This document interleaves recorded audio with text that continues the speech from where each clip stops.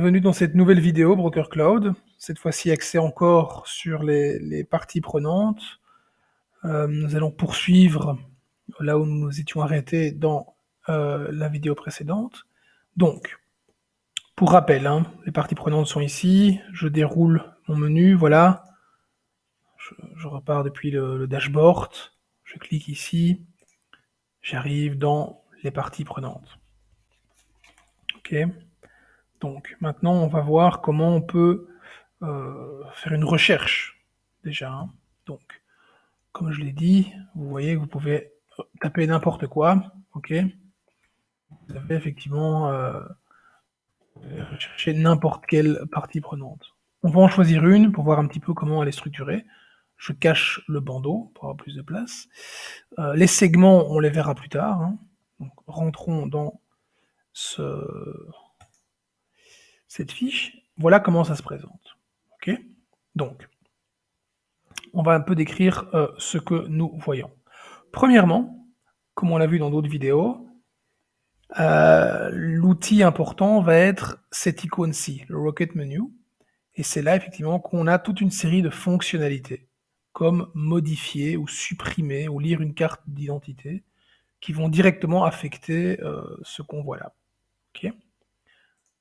Alors, la première zone du dessus, c'est ce qu'on appelle les tags. Okay. Donc les tags, c'est lié aux segments. Donc vous vous rappelez, les segments, je retourne, hop, partie. C'est effectivement ici, cette possibilité de faire des tris dans le portefeuille. Ok. Donc c'est une manière de trier le portefeuille avec une série de critères. Cher Broker Cloud, donne-moi tous les contacts qui habitent à Bruxelles ou qui ont une police d'assurance voiture ou incendie, ou qui ont plus de 30 ans, ou qui ont une police active ou pas, ou des sinistres en cours, peu importe. Vous faites tous les tris que vous souhaitez grâce à ces segments que vous enregistrez, parce que les segments restent réutilisables. Mais en plus de ça, ces segments, admettons, je vais en prendre un, voilà, les 20-30 ans, eh bien, ce segment, je peux aussi décider de le rendre visible. Visible comme tag, c'est-à-dire ici. C'est ça un tag. Donc par exemple, on voit que ce client est un client actif. Active Clanton en néerlandais. Donc on va regarder, je vais aller chercher. Donc là je cherche Active Clanton, ok. Bah oui, Damien est bien là, c'est bien un client actif, ok. Je vais rentrer via le petit crayon dans le segment. On aura une autre vidéo que pour les segments, mais là je vous montre comment le tag est lié.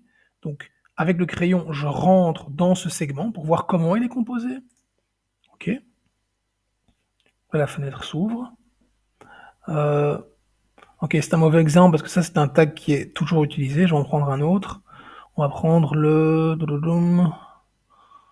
100 PJ, ok, le tag 100 PJ, donc c'est un client qui n'a pas de protection juridique. Ok, on va le chercher. On va le chercher. Donc, où est-ce qu'il est? Où est-ce qu'il est? Donc 100 PJ. Voilà, ici on le prend. Alors, à ce moment-là, je vais cliquer ici sur le crayon pour voir comment il est composé. Donc, ça c'est la manière dont le segment est composé, mais je ferai une autre vidéo. La prochaine fois pour ça. Ok. Mais ici, vous voyez qu'on a coché ici la zone montrée comme tag. Ok. Donc là, je coche effectivement. C'était déjà fait.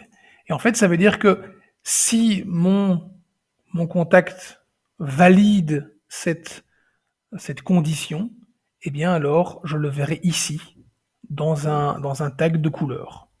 Ok. Et donc vous voyez, bon ici évidemment c'est une version démo, donc on a beaucoup de tags, mais les clients actifs qu'on a utilisent évidemment peu de tags. Mais vous pouvez en utiliser plein si vous voulez.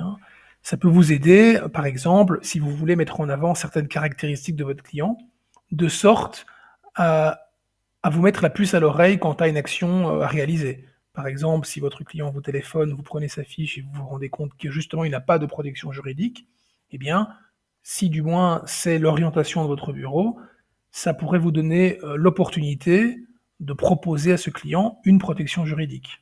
Voilà, peu importe. C'est vraiment un outil marketing, je vais dire, ou connaissance de votre client. Voilà, ça ce sont les tags. Et pareil, c'est à vous de les créer, c'est très simple, mais c'est une manière d'optimiser la gestion de vos clients. On poursuit. Dans cette zone-ci, oui, premièrement, tout ce que vous allez voir maintenant, c'est des choses qui sont encodées chez le client. Ok. Donc, en l'occurrence, tout ce qui est ici, c'est ce qu'on a encodé avec cette zone modifiée. Modifiée. Là, j'arrive dans cette zone et j'encode toute une série de choses, on l'a vu avant. Okay. Et on retrouve effectivement sous la map monde tous les éléments qu'on a catégorisés comme primaires. Okay. Vous vous rappelez qu'on peut indiquer plusieurs numéros de téléphone, mais décider que ce numéro-là est le numéro primaire, que cette adresse email-là est l'adresse primaire.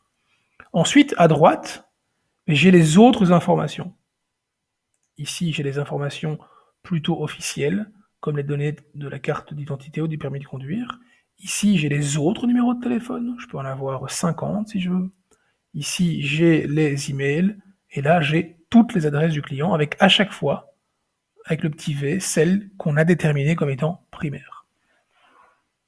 Alors, ici au milieu, on a les relations du client.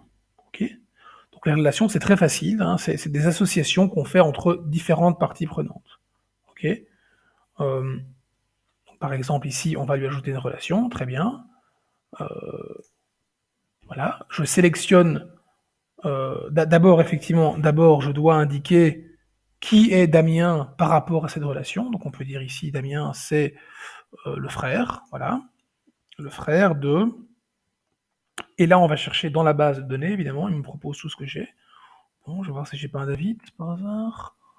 Voilà, ben voilà, j'ai Dave, très bien.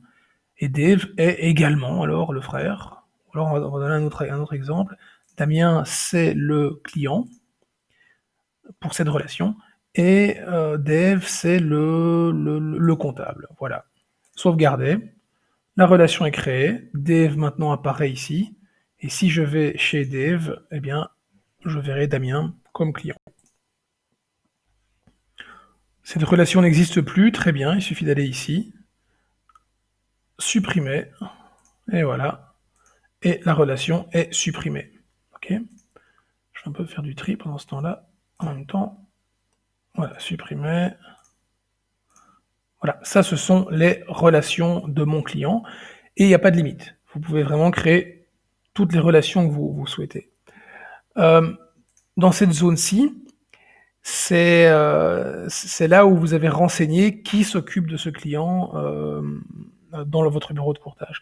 Et si vous vous rappelez l'une des anciennes vidéos, on avait effectivement encodé que le conseiller en assurance c'est Eric, que le sous-agent c'est Inga, que c'est un client du portefeuille numéro 1 et ainsi de suite. Ça c'est une manière de gérer. Et c'est pareil, si ce client téléphone, voilà, vous savez directement que bah oui, son conseiller c'est Eric. Ok. Et c'est un client qui vient du portefeuille 1 que vous avez racheté peut-être. Alors, ensuite, cet onglet-ci, ce sont les groupes. Ok. Alors les groupes, bon là en l'occurrence, il n'a aucun groupe, parce qu'on n'en a pas créé, mais je vais aller chercher un client qui a un groupe. Et comme ça, on va voir comment c'est structuré. Alors, je vais prendre ici Yuri, je sais qu'il a beaucoup de groupes lui, donc voilà. Allons dans les groupes. Les groupes, comme je le disais, c'est vraiment une association de plusieurs parties prenantes. Par exemple, et typiquement, vous pourriez avoir un groupe famille. Et donc dans ce groupe ici, Cuisine Masse, Famille Masse, eh bien vous allez retrouver tous les membres de ce groupe. Ok, bon, très bien. Mais par exemple, si vous voulez avoir une vue d'ensemble sur ce groupe, vous voyez qui le compose, mais vous pouviez très bien regarder au niveau des polices, et là vous avez toutes les polices de ce groupe. Ok. Voilà. Et donc, vous pouvez créer un groupe, par exemple, pour une société qui comprend le dirigeant numéro 1, le dirigeant numéro 2, et en même temps leur version personne physique. Comme ça, vous avez vraiment une idée de ce que ce client représente réellement. Parce que quand vous avez un client complexe comme un client en société, c'est bien plus qu'une seule personne. Il faut essayer de le voir comme un tout. Ok. pour éventuellement faire des gestes commerciaux, hein, et considérer ce client comme un client dans son ensemble et pas simplement une personne physique. Là, ça vous donne l'opportunité de gérer cet aspect des choses comme vous l'entendez. Et ensuite, vous pouvez le traiter comme tout autre client. Ok, ce groupe a peut-être des sinistres, voilà, ben oui, mais on peut se rendre compte qu'une société ou une famille a plusieurs sinistres et la traiter différemment, par exemple. Ok, ça c'est la notion de groupe. Ok, on était ici. Ensuite, à droite, eh bien, ce sont les fameux champs spécifiques. Si vous vous rappelez, je vais ouvrir une autre fenêtre, eh bien, quand je vais dans modifier et que j'entre dans vraiment l'encodage du client, eh bien, cette zone-ci comprend toutes des données assez classiques et qu'on va retrouver dans toutes les compagnies ou tous les softwares. Par contre, en dessous, à partir de cette ligne, vous allez retrouver des champs, enfin vous avez une version vide, et en fait ces champs peuvent être créés entièrement. Donc je peux créer tous les champs que je veux. Ok. Par exemple, on a par exemple des clients qui assurent des chasseurs. Ok. Eh bien très bien, vous pouvez très bien, ces courtiers peuvent créer un champ spécifique pour ça, avec des données spécifiques au métier de la chasse ou à l'activité de la chasse. Hein, s'ils veulent plus de précision dans ça peut être aussi utilisé comme une manière de faire attention à votre client, par exemple. De pouvoir, si ce client n'aime pas qu'on lui téléphone, vous pourriez très bien indiquer, j'avais indiqué d'ailleurs ça, peut-on lui téléphoner? Oui, non. Ok, c'est une idée d'utilisation. Sauvegarder. Et en fait, tous ces champs spécifiques que vous avez créés, eh bien, se retrouvent ici. C'est là qu'ils se retrouvent. Parce qu'on a pensé que si vous avez créé ces champs spécifiques, ces champs customisés, c'est parce qu'ils sont importants pour vous et que vous avez envie de les retrouver tout de suite. Et effectivement, avec les tags, c'est une autre indication qui saute tout de suite aux yeux. Si vous avez le bon réflexe, dès qu'un client vous téléphone et que euh, vous regardez sa fiche, mais vous pouvez avoir une indication directement au niveau des tags, et en plus des champs spécifiques pour voir peut-on lui téléphoner, oui, ok, d'accord, c'est un profil d'investisseur un tel, voilà, bref, des informations spécifiques. Ok, ensuite cette zone-ci, pour l'instant elle est vide, parce que nous sommes encore en train d'implémenter, donc de mettre en place le BI, donc le Business Intelligence. Et en fait, ce Business Intelligence module sera en fait un module où vous pourrez voir toute une série de statistiques, okay, notamment ce que ce client vous a rapporté ou ce qui vous a coûté, hein, donc le S sur P par exemple, mais aussi le temps que vous avez passé à traiter ces dossiers, toute une série de graphiques, ok. Donc ce sera un peu le remplaçant du Brio Analytics pour ceux qui connaissent. Voilà. Et là-dedans, on espère vraiment vous donner beaucoup d'outils statistiques pour optimiser la gestion de votre portefeuille ou justifier le travail passé sur un client. Voilà. Donc on va poursuivre. Donc ensuite, je descends. Ça, c'est vraiment la fiche. Hein, je descends. Et si j'ai effectivement un flux, bon, maintenant je vais les supprimer parce que bon, c'est plus pour vous montrer la démarche. Ok. Hop. Normalement, vous n'en avez pas. Mais Broker Cloud, effectivement, vous permet d'appliquer un flux. Ok. Alors ces flux doivent être créés à l'avance. Ok. On le verra dans une autre vidéo. J'expliquerai comment créer tous ces flux. C'est très facile. Mais une fois qu'ils sont créés, admettons que ce client vous téléphone pour une analyse, eh bien, il vous suffit, souvenez-vous le Rocket Menu, il suffit d'ajouter un flux, ok.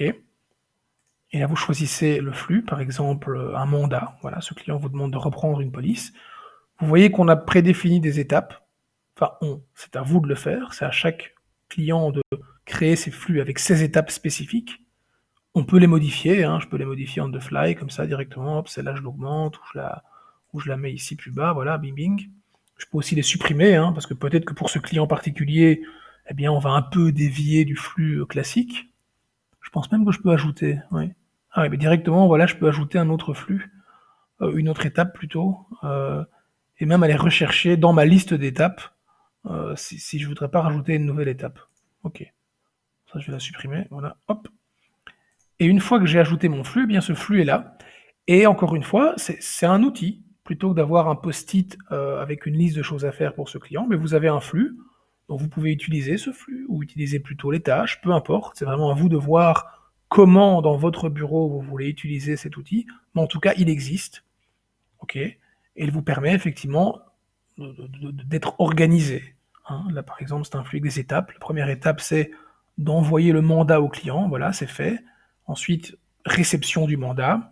Très bien. Et on continue comme ça. Et si je m'arrête en cours de journée ou à la fin de la journée, eh bien le lendemain, je sais exactement où je m'étais arrêté. Tous mes collègues peuvent le voir. Si je suis absent et que mon collègue a ce client au téléphone, eh bien, il peut tout de suite lui dire: «Oui, ben, mon collègue Damien a bien réceptionné le mandat, et donc probablement que d'ici la fin de la semaine, vous aurez une réponse de sa part». Si vous voulez des statistiques, c'est ici, voir le journal, et là, effectivement, on voit qui a fait quoi, à quel moment.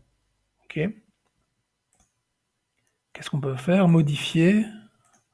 Modifier, oui, voilà, modifier. Je peux modifier mon flux, éventuellement mettre un commentaire spécifique. Attention, pour ce client, le flux numéro 4 sera plus compliqué, ou ainsi de suite. Voilà, ça ce sont les flux. Dès que c'est fini, hop, on peut les supprimer, voilà. Voilà, maintenant, comme c'est suffisamment long, je vais stopper maintenant et on reprendra après pour une autre vidéo sur les parties prenantes.